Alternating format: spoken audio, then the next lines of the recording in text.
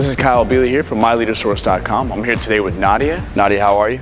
Good. We're going to go through the Incline hammer strength isolateral chest press. We're going to explain a little bit of differences in what you've seen with our chest presses so far. I'll have her do a couple repetitions here so you can actually see that the range of motion is going to change and the angle is going to change at which she's pressing here for the Incline hammer strength.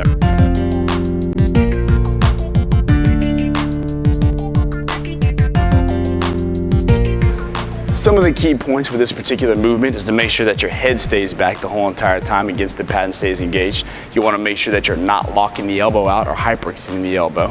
And we're also looking for her not going all the way down. Yes, she does want a full range of motion, but she does not want this to hit with every single rep, having to restart that repetition each time.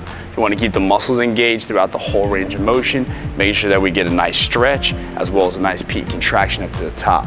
The key point for this particular machine is to make sure that the shoulders and the upper portion of the chest stays engaged. We are doing an incline hammer strength press.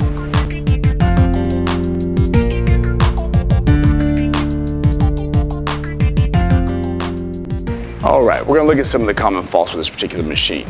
Nadia, you wanna make sure that you keep your head back. She's gonna show us a common fault in which people will struggle and bring the head forward, putting the traps, the neck, and the shoulders at risk with this particular movement. You wanna make sure the head stays back through the whole repetition all the way through. Another common fault is allowing this to fall back too fast, so not paying attention to the negative portion of the rep and bouncing the machine.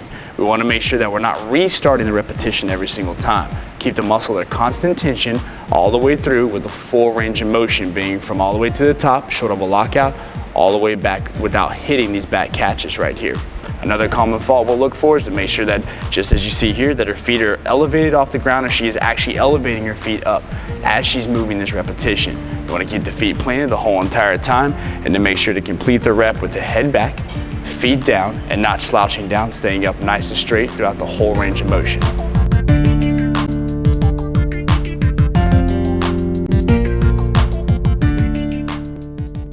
So in conclusion, we want to have smooth repetitions without any speed in those repetitions, 2 to 3 cadence on the positive and the negative, while keeping the head back, abs engaged, and making sure that the upper chest and shoulder is working the whole entire time, and that we're not bringing any other muscle groups into this particular movement. This is Kyle Bealey from MyLeaderSource.com.